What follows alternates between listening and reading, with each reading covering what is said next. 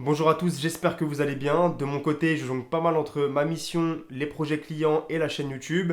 J'essaie de garder pas mal de temps pour vous proposer des vidéos qui, je l'espère, seront de qualité. Dans cette nouvelle vidéo, on va aborder un sujet qui n'est plus tout nouveau, mais qui est quand même très présent dans l'actualité. On va parler d'impression 3D. Mais déjà, c'est quoi une impression ? Selon Wikipédia, l'impression numérique est une technique de reproduction permettant d'imprimer des documents directement via des données informatiques. On n'a pas besoin de plus pour attaquer notre sujet principal.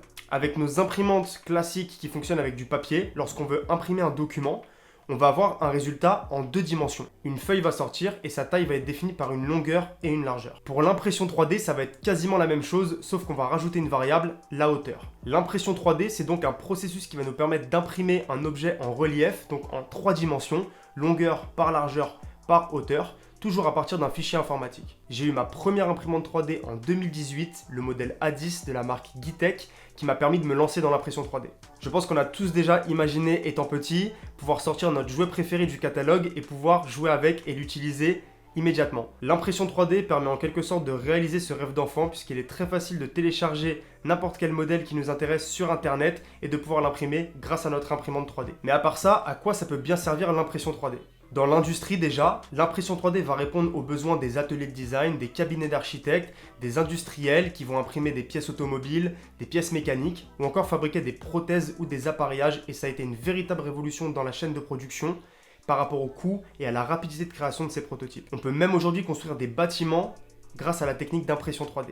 Pendant la crise sanitaire, des makers ont même mis à contribution leurs imprimantes et leur savoir-faire pour créer des visières de protection pour les soignants, des accessoires pour les masques, des poignets, etc. Les makers, c'est une communauté de personnes fédérées autour d'une passion et d'un savoir commun, un petit peu à l'image des communautés scientifiques, qui permettent de faire avancer les choses, à leur échelle faire avancer la condition humaine, rendre accessibles certains produits, etc. Mais l'impression 3D est également très utile pour les artistes, pour pouvoir par exemple imprimer des prototypes de bijoux ou d'œuvres. Les imprimantes 3D permettent de rendre accessibles et immédiats toutes sortes d'objets. Mais c'est également une révolution dans le domaine domestique car on va pouvoir réparer soi-même des objets cassés, même des objets pour lesquels les pièces ne sont plus en vente. On va pouvoir s'imprimer des outils, des objets utiles ou encore de la décoration pour la maison. Le principe de base de l'impression 3D est de venir déposer un matériau chauffé couche après couche sur un plateau pour créer un objet. C'est ce qu'on va appeler la fabrication additive. Aujourd'hui, il existe plusieurs techniques d'impression 3D qu'on va voir très rapidement. La première technique, et celle que j'utilise pour ma part, c'est la technique du dépôt de matière fondue.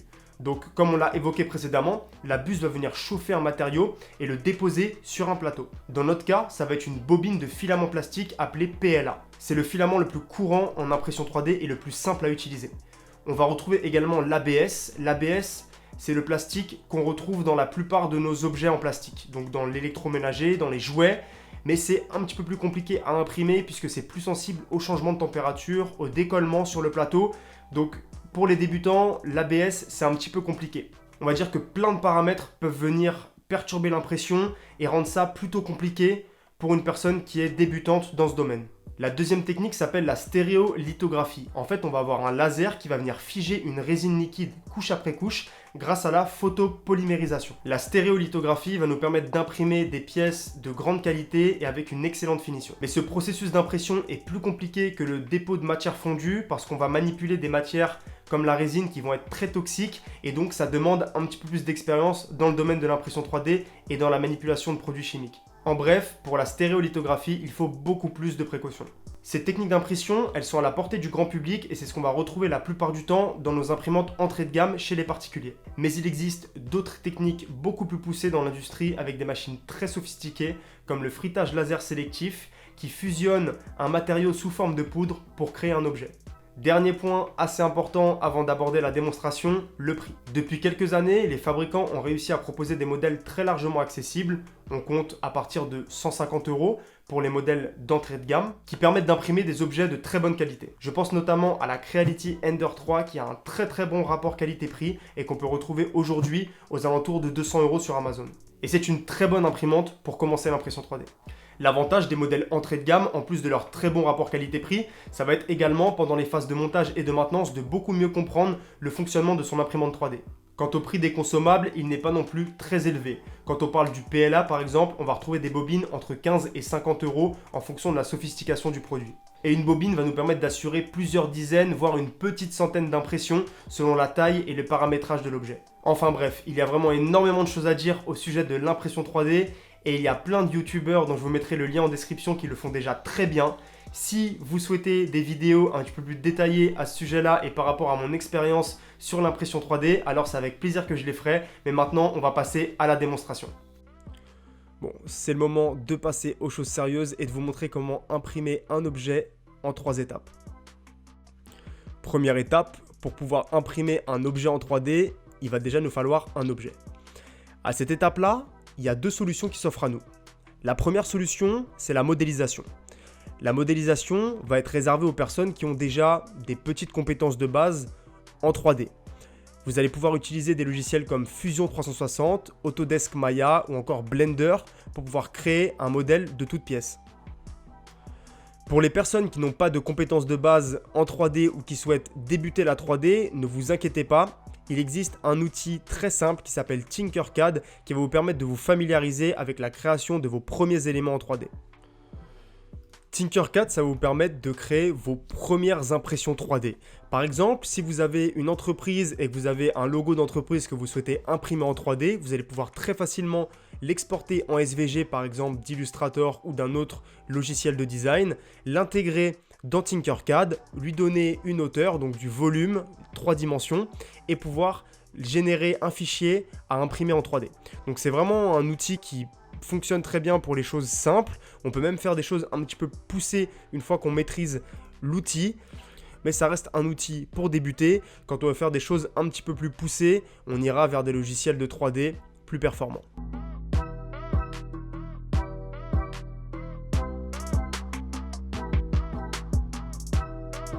Voilà, c'est pas du grand art, mais quand on veut commencer et qu'on a des choses très simples à imprimer, qu'on veut un petit peu se familiariser avec la notion de modélisation 3D, Tinkercad, ça fait carrément l'affaire.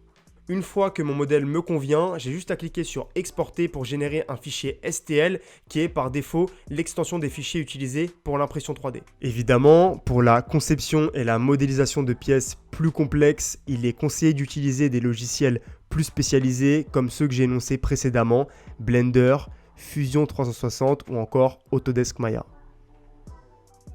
Et si vous n'avez ni le temps ni le besoin pour modéliser votre propre modèle, alors rassurez-vous, il existe énormément de bibliothèques gratuites de fichiers STL sur Internet. Comme par exemple Thingiverse qui est une bibliothèque gratuite et communautaire dans laquelle vous allez pouvoir retrouver énormément de modèles classés par catégorie. Vous allez pouvoir rechercher les modèles avec la barre de recherche. Vous allez pouvoir également filtrer selon ce que vous recherchez. Donc avec les catégories, en fonction des modèles les plus populaires, les plus téléchargés.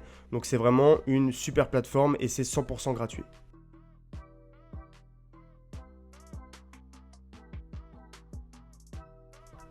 Dans les plus connus, on va également avoir Cult 3D qui propose des modèles payants et des modèles gratuits. Donc la plupart du temps, quand vous allez avoir des modèles payants, c'est des modèles qui ont des caractéristiques spécifiques. Soit des choses que vous allez pouvoir monétiser, soit des modèles très complexes avec beaucoup d'ingénierie derrière en conception et qui justifient leur prix.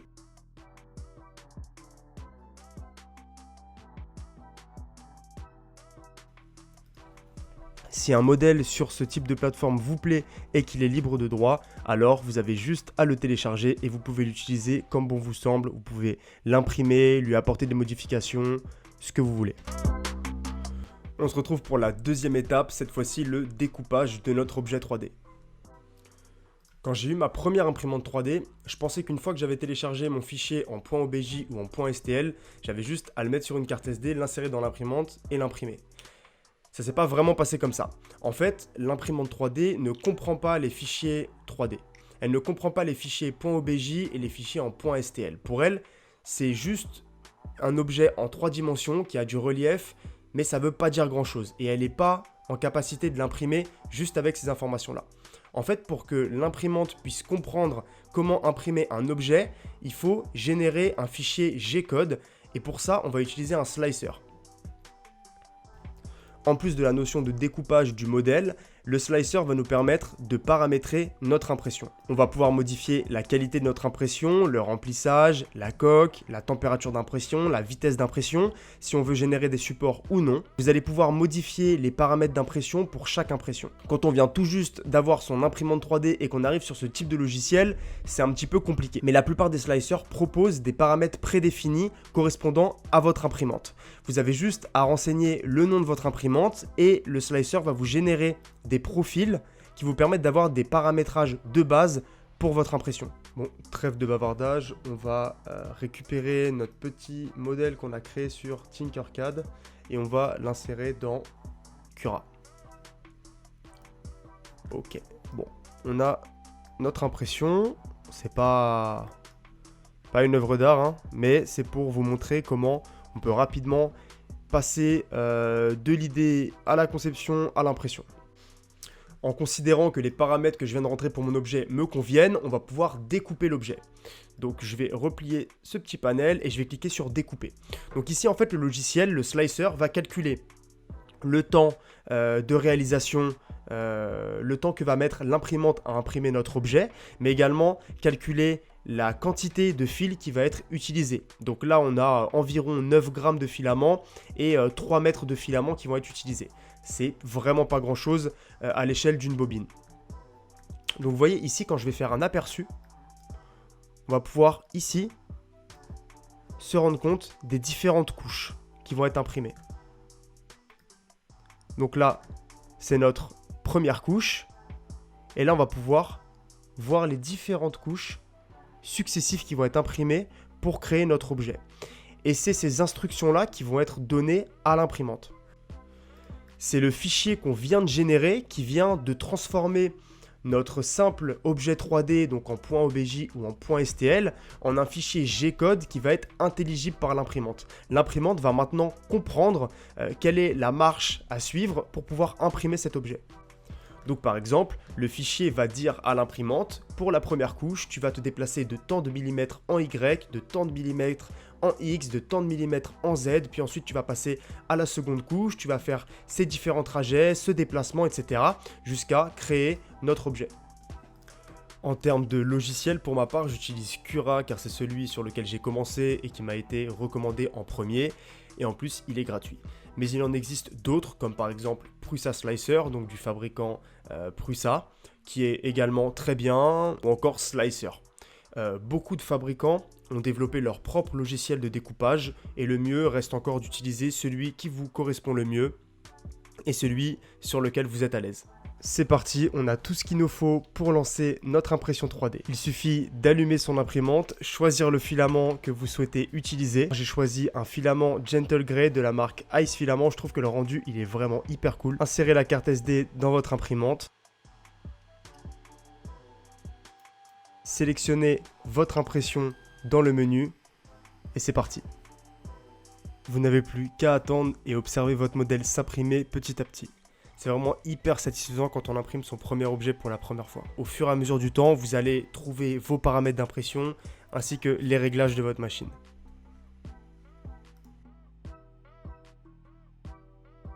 Merci d'avoir regardé cette vidéo, j'espère qu'elle vous aura plu et qu'elle vous aura permis d'apprendre plein de choses sur le domaine de l'impression 3D. Si vous souhaitez plus de vidéos concernant l'impression 3D, alors n'hésitez pas à me le dire en commentaire, mais également si vous avez des sujets à me proposer, je serai ravi de les lire. Je vous souhaite une bonne fin de semaine et je vous dis à la semaine prochaine.